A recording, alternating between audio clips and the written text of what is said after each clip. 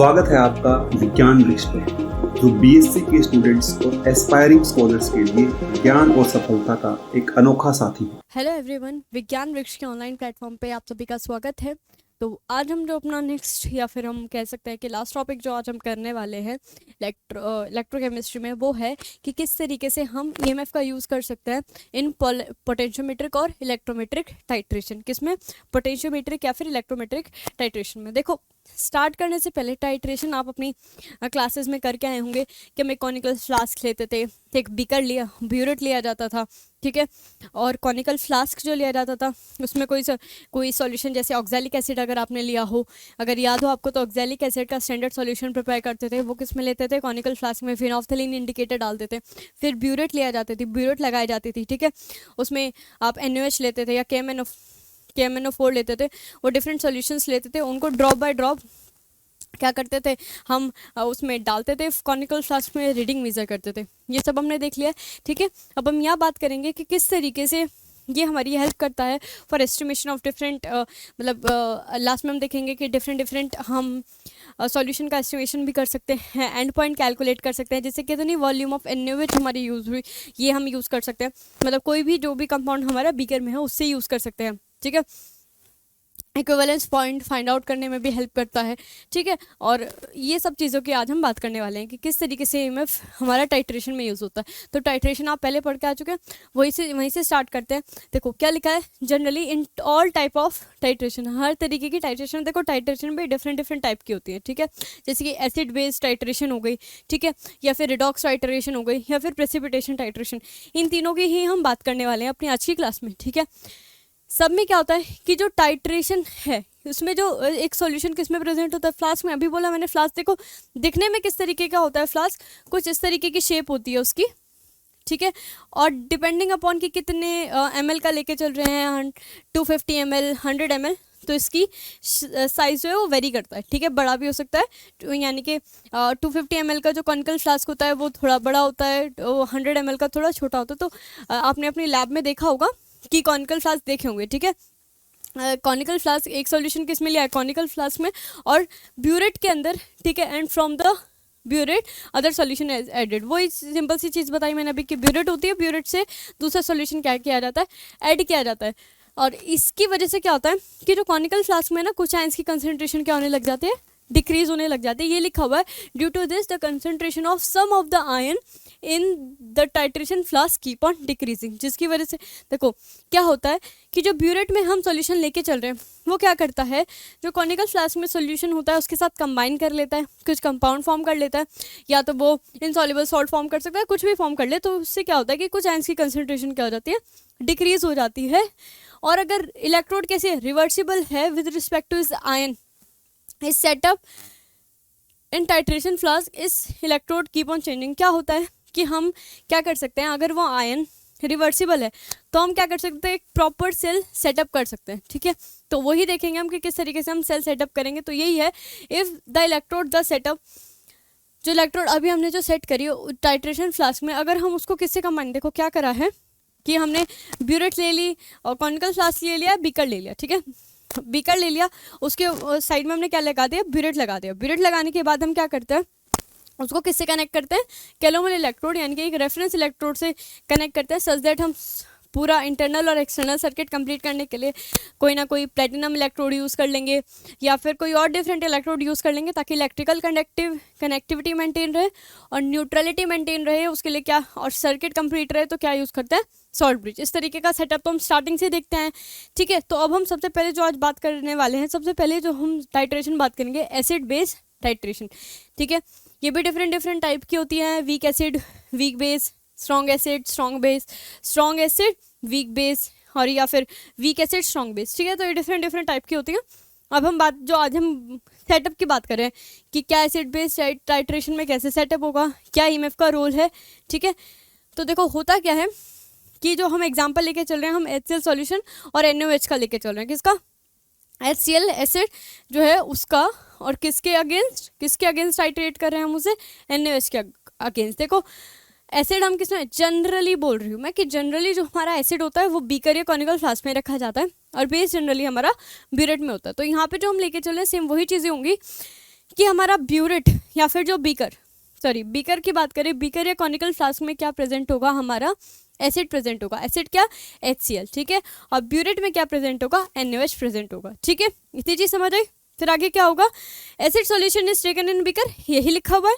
And hydrogen electrode, और देखो यहाँ पे इलेक्ट्रिकल कनेक्टिविटी मेंटेन करने के लिए यहाँ पे क्या यूज कर लिया है, हाइड्रोजन इलेक्ट्रोड को यूज किया है, ठीक है। इज सेटअप इनटू इट, उसमें सेट करी जाती है, ठीक है। This electrode is then connected with calomel electrode and burette having the NaOH solution is placed over the beaker. यानी कि जो ये हमारी इलेक्ट्रोड, मतलब जो हमने बीकर है जिसमें हमने क्या डाल दिया, हाइड्रोजन इलेक्ट्रोड, उसको किससे कनेक्ट कर दिया, हमने कैलोमल इलेक्ट्रोड से कनेक्ट कर दिया। और क्या करा कि उसको हम किससे टाइट्रेट करते रहे, NaOH से टाइट्रेट करते रहे। देखो अभी हमने सेटअप की बात करी, दिखता कैसा है ये सेटअप, देखो दिखता कैसा है, कुछ इस तरीके से, ठीक है।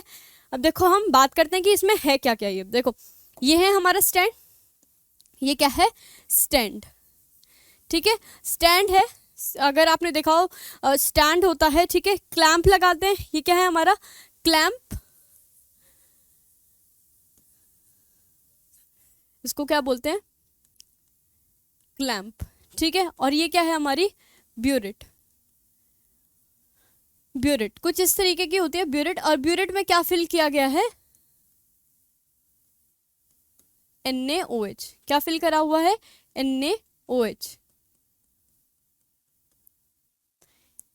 इसके अंदर क्या फिल करा हुआ है, NaOH का सॉल्यूशन फिल किया गया है, ठीक है, यही था। और ब्यूरेट, ये क्या लिया है हमने, बीकर, ये बीकर में क्या है, बीकर में है HCl का सॉल्यूशन। किसका सॉल्यूशन है, HCl का सॉल्यूशन। देखो ये क्या है, ये है स्टरर, क्या है, स्टरर, STIRRER, ठीक है। ये क्या होता है, सॉल्यूशन को मिक्स करने के लिए, ठीक है।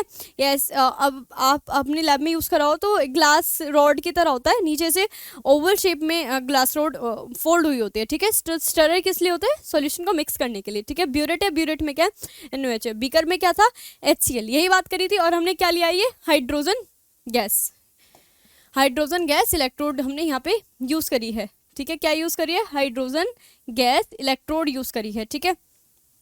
तो यहाँ से क्या बबल कराएंगे, H2 गैस बबल कराएंगे, कितने पे, 1 एटमॉस्फेरिक प्रेशर पे, ठीक है। 1 एटमॉस्फेरिक प्रेशर पे क्या करेंगे, हाइड्रोजन गैस बबल कराएंगे, ठीक है। यहाँ पे हम जो यूज़ करते हैं, देखो लास्ट टाइम अगर आपको याद हो तो हमने एक वैक्यूम ट्यूब पोटेंशियोमीटर की बात करी थी, किसकी, वैक्यूम ट्यूब पोटेंशियोमीटर, तो वो यूज़ करते हैं। मैं लिख देती हूँ यहाँ पे पोटेंशियोमीटर,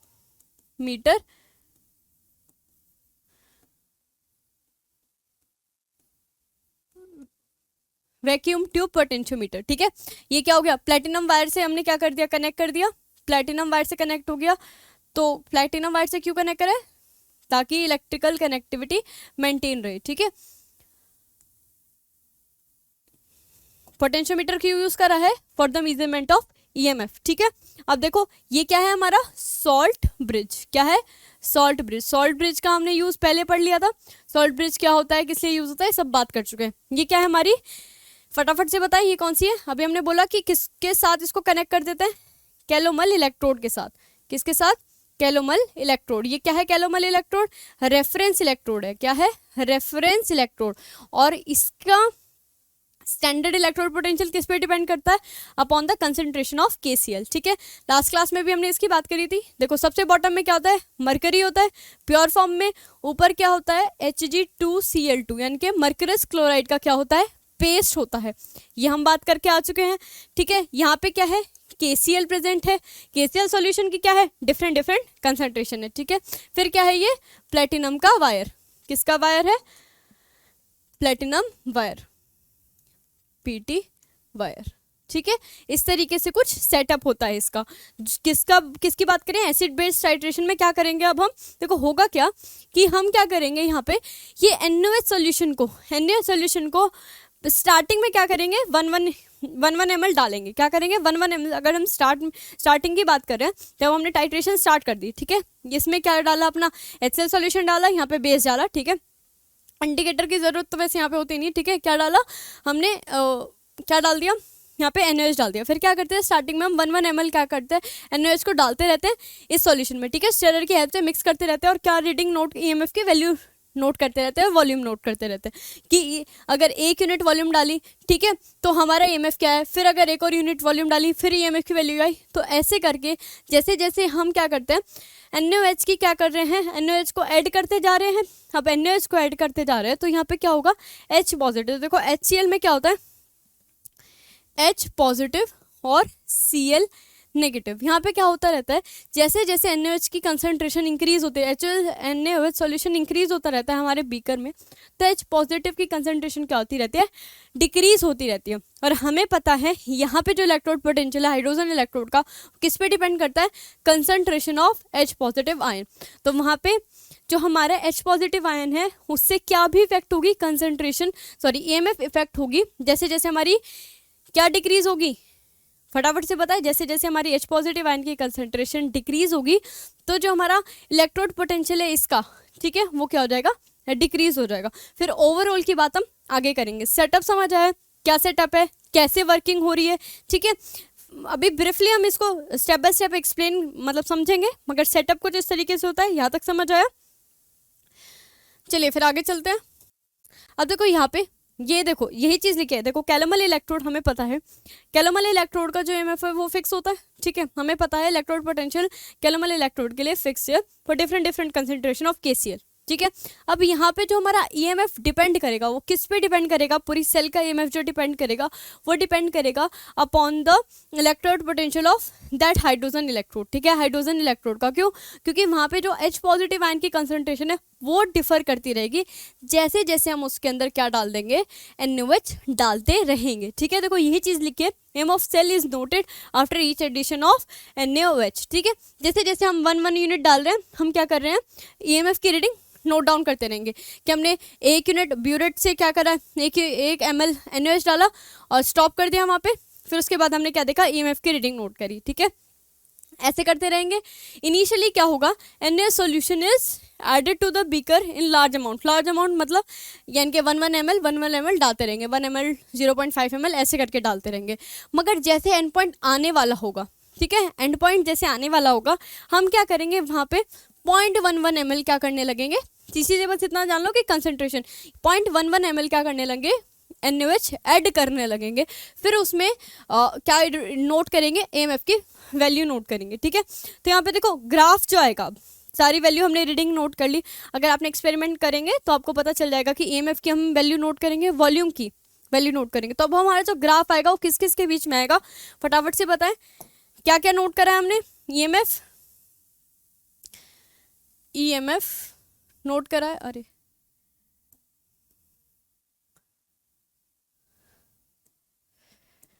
तो हम किस किस के बीच में ग्राफ बनाएंगे, यहाँ पे EMF और वॉल्यूम के बीच में, ठीक है। किसके बीच में ग्राफ बनाएंगे, EMF और वॉल्यूम। EMF क्या है, सेल का इलेक्ट्रोमोटिव फोर्स, ठीक है, ये तो हम सब पढ़ चुके हैं पहले, ठीक है। तो देखो किस किस के अगेंस्ट यहाँ लिखा हुआ है कि graph of EMF against volume, EMF against the volume of NaOH, जो NaOH हमने ऐड करा है 1 ml, फिर 2 ml, फिर 3 ml के बाद क्या EMF आई, 4 ml के बाद क्या EMF आई, 5 ml के बाद क्या EMF आई, तो वो सब हम लिखेंगे। देखो यहाँ पे अब हम जो लेंगे ये y एक्सिस है, ये क्या है x एक्सिस। देखो x एक्सिस पे हम क्या लेते हैं, x एक्सिस पे हम लेते हैं volume of NaOH add. I hope सबको ग्राफ बनाना तो आता होगा। 1 1 1 1 1 1 यूनिट डालेंगे और यहाँ पे क्या आएगा, EMF ऑफ सेल, किसका EMF, सेल का EMF। उसके लिए जो हमारी रीडिंग आएगी फिर हम पर्टिकुलर लाइक 5 का गैप लेके चले, 6 का गैप लेके चले, वो हमारी रीडिंग से पता चलता है। तो देखो ग्राफ किस तरीके का आता है, इंपॉर्टेंट है कि ग्राफ किस तरीके का आता है, क्योंकि उससे ही हमें क्या मिलता है, एक इक्विवेलेंस पॉइंट मिलता है। तो अभी हम बात करते हैं इक्विवेलेंस पॉइंट भी क्या होता है। देखो ग्राफ कुछ इस तरीके से आता है, ग्राफ कुछ इस तरीके का आता है, ठीक है, ग्राफ कुछ इस तरीके का आएगा, ठीक है।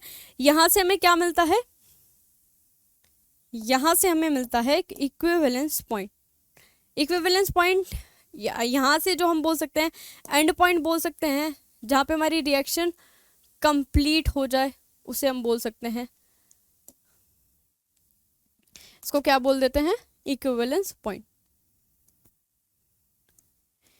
Equivalence point. यानी कि ये क्या बताता है कि एंड पॉइंट पे हमारी वॉल्यूम कितनी थी NaOH की, जब हमारी रिएक्शन कंप्लीट होगी तो उस केस में हमारा NaOH का वॉल्यूम क्या था। ठीक है, देखो यहीं लिखा है, देखो इन दिस कर्व, इस कर्व से हमें क्या मिलता है, वो वॉल्यूम मिलती है use to correspond equivalence point. इस पॉइंट से हम क्या डिटरमाइन कर सकते हैं, इक्विवेलेंस पॉइंट डिटरमाइन कर सकते हैं। ये इनके बीच की जो मिड पॉइंट होता है ना, उसको ही हम इक्विवेलेंस पॉइंट जनरली बोलते हैं। ठीक है, तो इक्विवेलेंस पॉइंट से हमें क्या पता चल रहा है कि वॉल्यूम कितनी रिक्वायर्ड है हमारी, किसकी, NaOH की। ठीक है, अब इस इलेक्ट्रोड को, अब electrode potential of the calomel electrode, ये तो हमें पता है कि कैलोमल, अभी मैंने बताया है कि कैलोमल इलेक्ट्रोड का कैलोमल इलेक्ट्रोड का इलेक्ट्रोड पोटेंशियल क्या होता है, फिक्स होता है। तो जो EMF है वो किस पे डिपेंड करेगी, electrode potential of hydrogen electrode. ठीक है, विच, और उसको हम कैसे इक्वेशन से कैसे रिप्रेजेंट कर सकते हैं, यानी कि जो अब EMF आती है वो किस पे डिपेंड करेगी, EMF किस पे डिपेंड करेगी, फटाफट से बताओ। EMF डिपेंड करेगी किस पे, हाइड्रोजन की इलेक्ट्रोड पे। तो देखो हाइड्रोजन की इलेक्ट्रोड के लिए हम क्या लिख सकते हैं, E of H is equals to E naught of H। ठीक है, यही लिखेंगे। और देखो यहाँ पे इतनी चीज समझ आई, यहाँ तक तो आपको कोई दिक्कत नहीं आई होगी। फिर बाद में हम क्या लिखते हैं, ओवरऑल इसका क्या लिखेंगे, pH के फॉर्म में तो नहीं लिखते, हम किसकी फॉर्म में लिखते हैं जनरली, कि हमारे H पॉजिटिव की कंसंट्रेशन की फॉर्म में ही लिखेंगे। कि अब फटाफट से बताओ कि इसका वैल्यू क्या आती है, प्लस में 0.059, ये तो हमें पता ही है, 0.591 log of H positive ion, ये तो हम लास्ट क्लास में भी कर चुके हैं। ठीक है, और देखो यहाँ पे कंडीशन क्या थी, कंडीशन क्या थी कि टेम्परेचर क्या होना चाहिए, at temperature is equals to 273 kelvin, या फिर इसको क्या बोलते हैं 25 डिग्री सेल्सियस। ठीक है, तो यही कुछ होगा। और हमें पता है कि जो हमारा इलेक्ट्रोड पोटेंशियल होता है, स्टैंडर्ड इलेक्ट्रोड पोटेंशियल होता है हाइड्रोजन के लिए, वो क्या होता है, 0। तो यहाँ पे हाइड्रोजन का जो इलेक्ट्रोड पोटेंशियल है, देखो वो किस पे डिपेंड कर रहा है, इस इक्वेशन से भी हमें पता चल रहा है कि किस पे डिपेंड कर रहा है, हाइड्रोजन आयन की कंसंट्रेशन पे। किस पे डिपेंड कर रहा है, हाइड्रोजन आयन की कंसंट्रेशन पे। अगर हाइड्रोजन आयन की कंसंट्रेशन बढ़ेगी, अगर हाइड्रोजन आयन की कंसंट्रेशन बढ़ी तो हमारा EH भी क्या होगा, यानी कि इलेक्ट्रोड पोटेंशियल भी बढ़ेगा। वहीं अगर हमारी हाइड्रोजन आयन की कंसंट्रेशन डिक्रीज हुई तो H की वैल्यू भी क्या हो जाएगी, डिक्रीज हो जाएगी। आई होप इतनी चीज समझ आई हो, आ गई होगी अभी तक। ठीक है, कि किस तरीके से हमारा H पॉजिटिव, यानी कि जैसे जैसे हमारी H पॉजिटिव की कंसंट्रेशन चेंज हो रही है तो क्या हो रहा है, हमारा इलेक्ट्रोड पोटेंशियल भी चेंज हो रहा है, उससे EMF की वैल्यू भी क्या आएगी, डिफरेंट आएगी। ठीक है, इतनी चीज समझ आई, यहाँ तो कोई दिक्कत, चलें आगे, चलिए भाई आगे चलते हैं। अब देखो यही लिखा है, the electrode potential of hydrogen electrode depend upon the concentration of H positive ions only. ये तो हमें अभी देख ली इक्वेशन से पता चल गया कि जो हमारा इलेक्ट्रोड पोटेंशियल है वो किस पे डिपेंड कर रहा है, on the H positive ion की कंसंट्रेशन पे। ठीक है, अब अगर हम क्या होगा, जैसे जैसे देखो अभी ग्राफ से देखा कि जैसे जैसे हमने NaOH क्या करा, NaOH की कंसंट्रेशन इंक्रीज करी।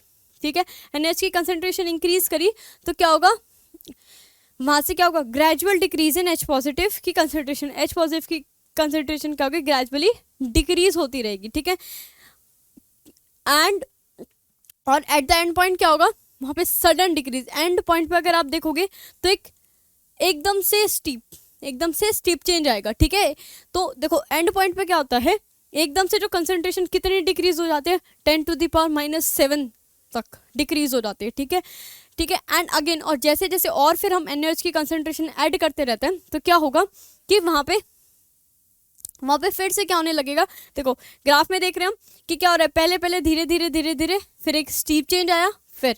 ठीक है, तो अभी ये देखो यहाँ पे डिक्रीज नहीं दिखा रहा, EMF क्या है, बढ़ रही है। तो अभी उसकी हम बात करेंगे, हम EMF की बात कर रहे हैं, ना कि इलेक्ट्रोड पोटेंशियल की बात कर रहे हैं, किसकी, हाइड्रोजन की, यहाँ पूरे सेल की EMF की बात कर रहे हैं। तो अभी हम देखेंगे कि ये क्यों इंक्रीज हो रहा है। ठीक है, मगर यहाँ से एक चीज़ देखने की कोशिश करो कि एकदम से EMF क्या हो जाएगी, जब एंड पॉइंट आएगा तो एकदम से जो हमारा इलेक्ट्रोड पोटेंशियल है वो क्या हो जाएगा, एकदम से डिक्रीज हो जाएगा। क्या हो जाएगा, एकदम से डिक्रीज हो जाएगा, किसका, इलेक्ट्रोड पोटेंशियल, हाइड्रोजन का। कितनी वैल्यू तक पहुंच जाता है, 10⁻⁻⁷।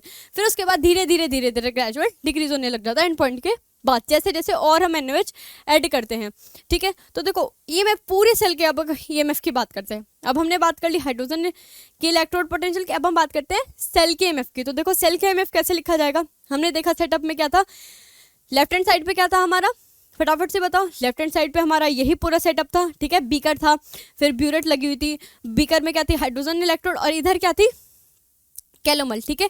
तो देखो EMF कैसे लिखा जाता है, EMF E is equals to, अब तो ये आपको आदत ही होगी, पता ही चल चुका होगा, याद ही हो गया होगा कि पहले क्या था, कैथोड का EMF, वो सॉरी इलेक्ट्रोड पोटेंशियल, और कैथोड क्या है मेरी, कैलोमल थी, माइनस में इलेक्ट्रोड पोटेंशियल ऑफ हाइड्रोजन, ठीक है। इतनी चीज समझ आई। अब देखो यहाँ से क्या पता चल रहा है, यहाँ से ये पता चल रहा है जैसे जैसे हमारी, अगर हमारी H पॉजिटिव की देखो EH क्या आया था हमारा, EH is equals to 0.0591 log of H positive, ठीक है।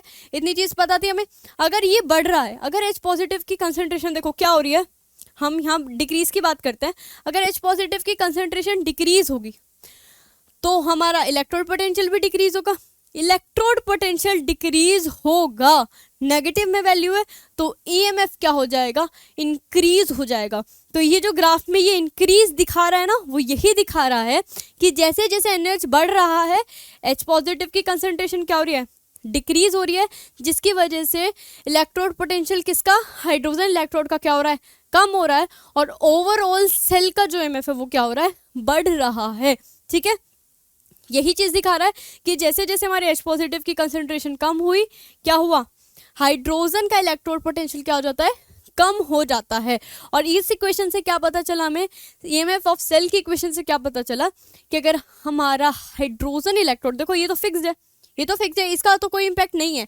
इम्पैक्ट किसका है, हाइड्रोजन इलेक्ट्रोड के इलेक्ट्रोड पोटेंशियल का। अगर यहाँ पे इसकी वैल्यू कम होती है तो क्या होगा, हमारा EMF ऑफ सेल क्या हो जाएगा, बढ़ जाएगा। और जैसे ही क्या होगा, एंड पॉइंट आएगा, एकदम स्टेडी चेंज होगा, यानी कि कंसंट्रेशन एकदम से डिक्रीज हो जाएगी, तो EMF क्या हो जाएगा, एकदम से इंक्रीज हो जाएगा। इसी वजह से क्या हुआ है, EMF एकदम से इंक्रीज हुआ है, ठीक है। समझ आई इतनी चीज कि क्यों हमारा ग्राफ वहाँ पे इंक्रीज का आ रहा था, वो इंक्रीज किस लिए आ रहा था, क्योंकि वहाँ हम किसकी बात कर रहे हैं, हम बात कर रहे हैं सेल की EMF की, और यहाँ हम किसकी बात, यहाँ तक हमने किसकी बात करी थी, हाइड्रोजन आयन की, ठीक है। तो ग्राफ किस तरीके से आया, क्यों आया, यहाँ तक समझ आ गया। चलिए फिर यही चीज़ लिखी हुई है, ठीक है, यही चीज़ लिखी हुई है, that is why EMF is first increase gradually, फिर एकदम सडनली क्या होता है, एंड पॉइंट पे क्या होता है, एकदम से सडन इंक्रीज होता है, और फिर से दोबारा से एंड पॉइंट के बाद फिर से ग्रेजुअली क्या होने लग जाता है, इंक्रीज होने लग जाता है, किसमें, EMF में, not in the concentration of H positive ion, ये ध्यान रखिएगा, ठीक है। सडन इंक्रीज होगा किसमें, पहले एकदम से सडन इंक्रीज हुआ किसमें, EMF में, फिर से ग्रेजुअली क्या होने लगे, इंक्रीज होने लगा, ठीक है। ग्रेजुअल इंक्रीज क्यों, क्योंकि gradual decrease in H positive ion की कंसंट्रेशन, ठीक है। अब देखो हमने अभी देखा एंड पॉइंट हमारा ना कुछ इन बिटवीन आ रहा था, कुछ एग्जैक्ट इक्विवेलेंस पॉइंट हमें नहीं मिल पा रहा था। तो देखो अब क्या करते हैं, हम ग्राफ ड्रॉ करते हैं, change in EMF divided by change in volume, ठीक है। अब ग्राफ किस किस के बीच ड्रॉ कर रहे हैं, change in EMF divided by change in volume versus किसके अगेंस्ट प्लॉट कर रहे हैं, अगेंस्ट द NaOH, ठीक है, जो NaOH की वॉल्यूम हम यूज कर रहे हैं उसके अगेंस्ट। तो देखो ग्राफ किस तरीके का आएगा, ताकि ये क्यों यूज करें, ताकि हमें एक लाइक फिक्स्ड या फिर एग्जैक्ट हमें इक्विवेलेंस पॉइंट मिल सके, ठीक है। तो देखो ग्राफ कुछ इस तरीके का आएगा, ध्यान से देखिएगा। हम बात करें एक्सपेरिमेंटल डाटा की, देखो कुछ इसी तरीके की हमारी, अगर आप एक्सपेरिमेंट करोगे अपने कॉलेज वगैरह में तो कुछ इसी तरीके का आपका ग्राफ बन के आता है, ठीक है। तो यहाँ पे क्या है, चेंज इन EMF, याद रखिएगा ये क्या है, डेल्टा से क्या रिप्रेजेंट करता है, ये जो हट से जो ट्राइंगल बना रखा है ये क्या है, ये है change in EMF divided by change in volume versus volume of NaOH added, ठीक है, जो NaOH ऐड किया गया है। तो यहाँ से देखो कुछ इस तरीके से ग्राफ आता है, ठीक है, कुछ इस तरीके का ग्राफ आता है, किसकी वजह से, या इधर से थोड़ा मैं रब कर देती हूँ, ठीक है, थोड़ा, ठीक है। तो ये जो देखो ये जो पॉइंट है, ये जो बिल्कुल पीक है, यहाँ से हमें क्या मिल जाता है, इक्विवेलेंस पॉइंट मिल जाता है,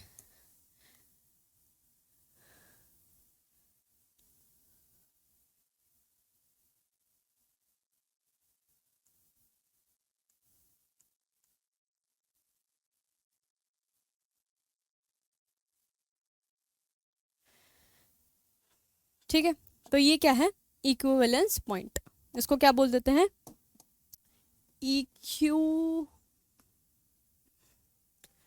इक्विवेलेंस पॉइंट। ठीक है, क्या बोल दिया है, इक्विवेलेंस पॉइंट। इससे हमें देखो एक शार्प पीक मिल पा रही है, तो हमें एक एग्जैक्ट वैल्यू मिल पाती है किसकी, इक्विवेलेंस पॉइंट की। ठीक है, तो यही लिखा हुआ है, the point where the slope of curve is maximum, slope जो है कर्व की वो क्या है, मैक्सिमम, उसी को हम क्या बोल देते हैं, इक्विवेलेंस पॉइंट, या फिर क्या बोलते हैं, पॉइंट ऑफ इन्फ्लेक्शन। क्या भी बोल देते हैं, पॉइंट ऑफ इन्फ्लेक्शन भी बोल देते हैं। ठीक है, यहाँ तक चीज़ समझ आई। यहाँ तक हमने एसिड बेस की बात कर ली कि क्या हुआ था, क्या ग्राफ मिला था। यहाँ से हमें पता चल जाता है कि हमारी कितनी वॉल्यूम यूज़ होगी इस रिएक्शन को कंप्लीट करने के लिए। ठीक है, किसकी वॉल्यूम यूज़ होगी, NaOH को। हमने सेटअप देख लिया, हमने सेल की रिएक्शन देख ली, हमने देख ली कि किस तरीके से H पॉजिटिव यानी कि एसिड बेस सॉल्यूशन है, बेस क्या है NaOH और एसिड क्या है HCl। तो कैसे एसिड बेस का जो ग्राफ आता है, किस तरीके से EMF से हम वॉल्यूम फाइंड आउट कर पाते हैं कि किस मतलब किस EMF पे क्या हुआ है, हमारी रिएक्शन एंड पॉइंट पे पहुंच चुके हैं, वहाँ से हम इक्विवेलेंट पॉइंट निकाल सकते हैं। ठीक है, ये चीज़ करिए। अब हम बात करते हैं रिडॉक्स टाइट्रेशन की। तो देखो रिडॉक्स टाइट्रेशन और का जो ग्राफ है वो भी सेम ऐसा ही आता है जैसा हमारा एसिड बेस्ड टाइट्रेशन में आया है। एग्जाम्पल बस आपको सिर्फ एग्जाम्पल से समझते हैं इसे। क्या लेते हैं हम, फेरस सल्फेट लेते हैं, किसके अगेंस्ट टाइट्रेट करते हैं, K2Cr2O7, पोटेशियम डाइक्रोमेट बोलते हैं शायद इसे। ठीक है, अब क्या होता है, एक बीकर में वही सेम सेटअप, बिल्कुल सेम वही होगा कि एक बीकर में क्या लेंगे हम, फेरस सल्फेट लेंगे, ब्यूरेट में क्या लेंगे, पोटेशियम डाइक्रोमेट, और क्या करेंगे, इलेक्ट्रिकल कनेक्टिविटी मेंटेन करने के लिए प्लेटिनम वायर का यूज़ करेंगे। ठीक है, और फिर उसको बाद में किससे कंबाइन कर दिया जाएगा, कैल्विन इलेक्ट्रोड से। जैसे जैसे क्या होगी, K2Cr2O7 की कंसंट्रेशन इंक्रीज होगी, यहाँ पे जो आयन से उसकी कंसंट्रेशन डिक्रीज हो जाएगी, और फिर हम EMF नोट करेंगे, फिर से क्या ग्राफ प्लॉट करेंगे, और ग्राफ की हेल्प से हम क्या कैलकुलेट कर पाएंगे, इक्विवेलेंस पॉइंट कैलकुलेट कर पाएंगे। सेम ग्राफ आएगा, सेम सेटअप होगा, बस रिडॉक्स टाइट्रेशन में क्या हो रही होगी, रिडॉक्स रिएक्शन हमें पता है, रिडॉक्स रिएक्शन हो रही होगी। ठीक है, इतनी चीज़ समझ आई, बिल्कुल सेम वही है, कुछ डिफरेंस की बात नहीं, बस यहाँ पे एग्जांपल लिख दिया आपके लिए। ठीक है, ग्राफ भी बिल्कुल कुछ ऐसे ही आएगा, पीक मिल जाएगी, पीक से हमें यहाँ से क्या मिल जाएगा, इक्विवेलेंस पॉइंट। ठीक है, ये वाला ग्राफ क्यों यूजफुल है, क्योंकि इससे हमें एक पीक मिल जाती है। ठीक है, और वो जो पीछे वाला ग्राफ देखा था हमने EMF और वॉल्यूम के बीच में, तो उससे हमें मिड पॉइंट निकालना पड़ता है वहाँ पे। ठीक है, एग्जैक्ट पॉइंट नहीं निकल पाता। देखो अब जो हमारा लास्ट टाइट्रेशन आती है दैट इज प्रेसिपिटेशन टाइट्रेशन। कौन सी, प्रेसिपिटेशन टाइट्रेशन। इसमें बात करते हैं, देखो होता क्या है, फिर से एग्जांपल से समझने की कोशिश करते हैं। हम यहाँ पे क्या लेके चल रहे हैं, एक AgNO3 का क्या लेके चल रहे हैं, सॉल्यूशन लेके चल रहे हैं, किसके अगेंस्ट उसको टाइट्रेट कर रहे हैं, NaCl के अगेंस्ट। ठीक है, क्या कर रहे हैं, देखो नाम से पता चल जाना ही चाहिए, प्रेसिपिटेशन टाइट्रेशन यानी कि इसमें कुछ क्या होता है, कुछ प्रेसिपिटेट फॉर्म हो जाता है। क्या होता है, प्रेसिपिटेट फॉर्म हो जाता है। तो देखो क्या होता है, AgNO3 लेके चल रहे हैं, सिल्वर नाइट्रेट लेके चल रहे हैं, और ब्यूरेट में क्या लेके चले, NaCl। सिंपल, क्या कौन सा इंसॉल्युबल सॉल्ट, कौन सा इंसॉल्युबल सॉल्ट बनेगा, सोचो, बहुत इसको मेटल इंसॉल्युबल में भी हमने करा था, मेटल इंसॉल्युबल और इलेक्ट्रोड उसमें भी करा था। तो देखो क्या था, AgCl फॉर्म हो जाएगा। AgCl क्या होता है, इंसॉल्युबल सॉल्ट होता है, प्रेसिपिट आउट हो जाएगा। ठीक है, तो यही है कि बीकर में वो लिया, अब क्या होगा, यही चीज़ है, एक बीकर में क्या लिया, सेटअप बिल्कुल सेम है, कुछ कन्फ्यूजन की बात नहीं है। सिर्फ एक बीकर में क्या ले लेंगे, AgNO3 ले लेंगे। ठीक है, ब्यूरेट में क्या ले लेंगे, NaCl ले लेंगे। अब यहाँ पे देखो जो इलेक्ट्रोड यूज़ की जाती है ना, वो क्या यूज किया जाती है, Ag की, सिल्वर इलेक्ट्रोड यूज़ की जाती है। ठीक है, और फिर उसको किससे कनेक्ट कर दिया जाता है, कैल्विन इलेक्ट्रोड से। सिंपल, कुछ भी चीज़ दिक्कत नहीं है। देखो ये लिखा है, ये NaCl को क्या करा जाता है, ब्यूरेट में लिया जाता है। ठीक है, और उसको किसके ऊपर फिक्स कराया जाता है, बीकर के ऊपर, और धीरे धीरे क्या कराते हैं हम, NaCl जैसे जैसे उसमें ऐड कराते हैं, हम क्या नोट करते रहेंगे, क्या नोट करेंगे, EMF नोट करेंगे, फिर उसे ग्राफ प्लॉट करेंगे, और ग्राफ से हम क्या फाइंड आउट कर सकते हैं, एंड पॉइंट फाइंड आउट कर सकते हैं, या इक्विवेलेंस पॉइंट फाइंड आउट कर सकते हैं। इसका भी कर्व कैसे ही आएगा, एसिड बेस की तरह ही बिल्कुल सेम आएगा। ठीक है, क्यों आएगा, किस वजह से आएगा, क्योंकि यहाँ पे किसकी कंसंट्रेशन डिक्रीज होगी, H पॉजिटिव की कंसंट्रेशन डिक्रीज होगी। देखो एसिड बेस में किसकी कंसंट्रेशन डिक्रीज हो रही थी, H पॉजिटिव आयन की कंसंट्रेशन डिक्रीज हो रही थी, और यहाँ पे किसकी कंसंट्रेशन डिक्रीज होगी, Ag पॉजिटिव आयंस की। देखो बात फिर से वही है, ओवरऑल सेटअप वही होगा, EMF वही होगा, बस यहाँ पे क्या होगा, हमें पता है कि कैलोमल इलेक्ट्रोड का तो इलेक्ट्रोड पोटेंशियल फिक्स है, ठीक है, उसमें तो कोई डिफरेंस आना ही नहीं है। डिफरेंस अब जिसकी वजह से आएगा वो किसकी वजह से आएगा, ये जो हमने इलेक्ट्रोड जो फॉर्म करी है जिसमें क्या करा है हमने AgNO3 का सॉल्यूशन लिया, इलेक्ट्रोलाइट ले लिया, ठीक है। इलेक्ट्रोड हमने कौन सी ली है, इलेक्ट्रोड हमने Ag की ली है, ठीक है। और ब्यूरेट से क्या ऐड करवा रहे हैं हम, NaCl ऐड करा रहे हैं, ठीक है। तो क्या होगा हमारा, जैसे जैसे NaCl ऐड होगा तो क्या फॉर्म करेगा, बीकर में जाके क्या फॉर्म कर लेगा, AgCl फॉर्म कर लेगा। अब हमें पता है जो हमारा AgNO3 है वो 2 इलेक्ट्रोलाइट्स में मतलब इलेक्ट्रोलाइटिक सॉल्यूशन है, तो ब्रेक डाउन हो जाएगा तो कौन कौन सी फॉर्म में होगा, Ag पॉजिटिव और NO3 नेगेटिव की फॉर्म में। अभी Ag क्या करेगा, जो हमारे NaCl में से जो Cl नेगेटिव है उसके साथ क्या कर लेगा, कंबाइन कर लेगा, और कंबाइन करके क्या बना लेगा, AgCl, जो क्या होगा, प्रेसिपिटेट बन के सेटल डाउन हो जाएगा, ठीक है। और क्या हो जाएगा, हमारे Ag पॉजिटिव की कंसंट्रेशन क्या हो जाएगी, डिक्रीज हो जाएगी, ठीक है। इतनी चीज़ समझ आई। तो यही चीज़ लिखी है कि Ag positive ion in the solution keep on falling till the end point तक, जब तक सारे Ag क्या ना हो जाए, सारे Ag पॉजिटिव AgCl में ना फॉर्म हो जाए। मगर देखो, ठीक है, फिर हमें एंड पॉइंट मिल जाएगा। फिर फर्दर अगर हम क्या करते हैं और NaCl ऐड करते हैं तो उसमें क्या होता है, Ag पॉजिटिव की कंसंट्रेशन में कोई चेंज नहीं आता। तो चेंजेस क्या कि जो हमारा AgCl है ना वो ब्रेक डाउन आयनाइज होने लग जाता है। क्या होने लग जाता है, आयनाइज होने लग जाता है। तो कुछ very little amount of Ag positive मिलते हैं, मगर फिर भी अगर हम NaCl ऐड करते रहते हैं, कीप ऑन एडिंग, तो क्या होता है, Ag पॉजिटिव Cl में Ag पॉजिटिव क्या करता है, AgCl बना लेता है और कंसंट्रेशन क्या होती है, डिक्रीज होती है। तो देखो यही चीज़ लिखी है, at this stage a very small amount of Ag positive ions which are obtained due to ionization of AgCl is present into the solution। कुछ अमाउंट ऑफ AgCl, बहुत ही small amount of AgCl positive present होगा। क्यों present होगा, फटाफट से बताएं क्यों प्रेजेंट होगा, क्योंकि वो क्या हो जाएगा, AgCl जो होगा थोड़ा आयनाइज हो जाएगा, ठीक है। फर्दर NaCl के एडिशन से कोई इफेक्ट नहीं होगा Ag पॉजिटिव के कंसंट्रेशन पे, बस क्या होगा कि suppress the ionization of AgCl, यानी कि जो AgCl है वो थोड़ा आयनाइज होने लग जाएगा due to common ion effect. किसकी वजह से, due to common ion effect की वजह से। और जो Ag पॉजिटिव आयन की कंसंट्रेशन है वो कैसी होती रहेगी, ग्रेजुअली डिक्रीज ही होती रहेगी।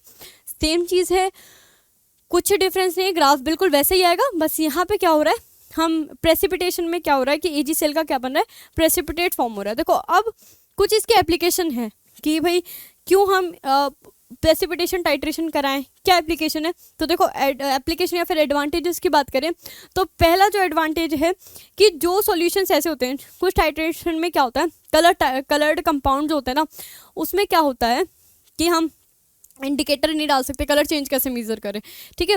तो उन केस में हम क्या यूज़ करते हैं, potentiometric titration precipitation titration use करते हैं। तो पहला पॉइंट ये लिखा हुआ है, in case of coloured solution where the internal indicator fails. Internal indicator यानी कि कुछ होते हैं जो सेल्फ इंडिकेटर की तरह बिहेव करती हैं, कुछ रिएक्शंस कि वो खुद ही क्या करते हैं, कलर चेंज कर देते हैं अगर हमारी उनकी pH चेंज होती है, ठीक है। तो उस केस में क्या होता है कि हमारा कलर अपने आप ही जो सॉल्यूशन ले रहे हैं वो चेंज कर सकता है। तो कलर कंपाउंड के केसेस में हमें वो चेंज दिखता नहीं है या फिर फेल हो जाता है वो कलर चेंज करने में। तो वहाँ पे हम क्या यूज़ कर सकते हैं, प्रेसिपिटेशन टाइट्रेशन यूज़ कर सकते हैं। फिर देखो सेकंड चीज़ क्या होती है, ये जो चेंज आता है, कलर में चेंज आता है, वो आता है बिकॉज अगर आपको पता हो फिनोल्फ्थलीन इंडिकेटर या कोई और भी इंडिकेटर है वो वर्क करते हैं अपॉन द पीएच पे वर्क करते हैं। अगर एसिडिक है तो उनकी पीएच कुछ और, अगर वो एसिडिक, अगर फिनोल्फ्थलीन एसिडिक मीडियम में है तो उसकी कुछ और पीएच होगी, बेसिक मीडियम में है तो पीएच कुछ और होगी। तो कलर क्या करता है, इन पीएच के अकॉर्डिंग क्या होता है, चेंज होता रहता है। कभी पिंक हो जाएगा तो कलरलेस हो जाएगा, ठीक है। तो यही चीज़ है कि अगर एसिड बेस टाइट्रेशन, फिनोल्फ्थलीन को वहाँ हम यूज़ करते हैं, तो एग्जांपल लेके चल रहे हैं फिनोल्फ्थलीन, तो वहाँ पे हमें पीएच रेंज का पता होना चाहिए कि हमारा सॉल्यूशन अगर हम लेके चल रहे हैं इनिशियली तो उसकी पीएच रेंज क्या है, उसी में ही वो वर्क करता है। देखो हर इंडिकेटर का एक फिक्स रेंज होता है कि वो उसके बीच में वर्क करेगा, ठीक है। तो हमें वहाँ पे क्या होना चाहिए, पीएच की थोड़ी नॉलेज होनी चाहिए इंडिकेटर के टाइम पे यूज़ करते हुए। मगर यहाँ पे प्रेसिपिटेशन में देखो हम इंडिकेटर नहीं यूज़ कर रहे, हमारा प्रेसिपिटेट फॉर्म हो जाता है। तो यहाँ पे क्या होता है कि पीएच की नॉलेज आपको होनी ज़रूरी नहीं है, ठीक है। फिर थर्ड चीज़ क्या है, these can be used for the titration of a mixture of two acids such that they have different, देखो दो मिक्सचर ले सकते हैं हम दो एसिड्स का, क्या ले सकते हैं, दो एसिड का मिक्सचर ले सकते हैं इस तरीके से कि हम सेम ही एक जैसे NaOH ले लिया, ठीक है, सिर्फ सेम फिक्स्ड टाइट्रेंट से हम क्या कर सकते हैं, उन दोनों मिक्सचर को क्या कर सकते हैं, उस मिक्सचर को क्या कर सकते हैं, टाइट्रेट कर सकते हैं। और मिक्सचर में की बात खासियत क्या है कि उन जो हमने सॉल्यूशन ली है उनके डिफरेंट डिग्री ऑफ आयनाइजेशन है, ठीक है, कोई पहले आयनाइज हो रहा है या फिर कोई ज़्यादा एक्सटेंट तक आयनाइज हो रहा है, ठीक है, विद सेम NaOH कि हमने क्या कर दिया, ब्यूरेट में जो सॉल्यूशन लिया उसको फिक्स कर दिया। इन सच अ केस टू डिफरेंट, देखो अब ग्राफ किस तरीके से बनता है इस केस में, जब हम दो मिक्सचर की बात करते हैं तो यहाँ पे 2 पॉइंट्स ऑफ इन्फ्लेक्शंस मिलते हैं। इन्फ्लेक्शन अभी समझ आया किसको हम बोलते हैं, इक्विवेलेंस पॉइंट को ही क्या बोलते थे, पॉइंट ऑफ इन्फ्लेक्शन बोलते थे, याद हो तो अभी जस्ट पीछे ही करा है। तो यहाँ क्या मिलता है, हमारा ग्राफ में देखो कुछ डिफरेंस नहीं होता, ग्राफ बिल्कुल वैसे मिलेगा, बट 2 पॉइंट ऑफ इन्फ्लेक्शन होते हैं, यानी कि कुछ इस तरीके से,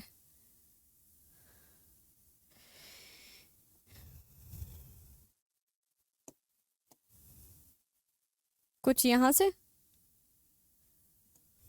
डॉटेड लाइन से रिप्रेजेंट करते हैं इसे, ठीक है, कुछ यहाँ से एक इक्विवेलेंस पॉइंट मिल गया और एक इक्विवेलेंस पॉइंट यहाँ से मिल गया, ठीक है, तो दो इक्विवेलेंस पॉइंट मिलते हैं, ठीक है, इतनी चीज़ समझ रही, तो दो इक्विवेलेंस पॉइंट मिलते हैं यहाँ से। और ये वैसे इतना एक्सटेंड करके, रुको एक काम करते हैं, इसको थोड़ा और क्लियर बना देते हैं आपके लिए, ये 2 पॉइंट लगा देते हैं,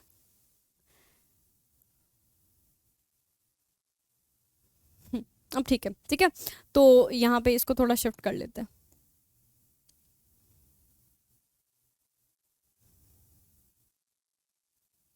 ठीक है, तो दो इक्विवेलेंस पॉइंट मिलते हैं दो मिक्सचर के लिए, क्योंकि इनके क्या है, डिफरेंट डिग्री ऑफ आयनाइजेशन है, ठीक है, इसीलिए इसी से हम क्या कर सकते हैं, एस्टिमेशन कर सकते हैं किसका, क्लोरीन का, क्लोराइड, ब्रोमाइड, आयोडाइड का, किसके अगेंस्ट टाइट्रेट करवा के, NaOH के अगेंस्ट टाइट्रेट करा के हम क्या एस्टिमेट कर सकते हैं, क्लोरीन, ब्रोमीन, क्लोराइड, ब्रोमाइड और आयोडाइड को भी एस्टिमेट कर सकते हैं with the help of precipitation titration.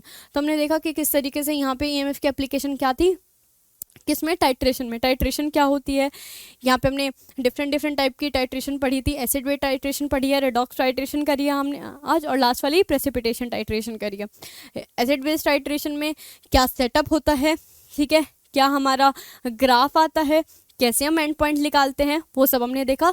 Same वही चीज़ें, क्या सेम वही ग्राफ, सेम वैसा ही सिमिलर वैसा ही ग्राफ किसके लिए आएगा, रेडॉक्स टाइट्रेशन के लिए आएगा, ठीक है। फिर हमने किसकी बात करी थी लास्ट में, प्रेसिपिटेशन टाइट्रेशन की।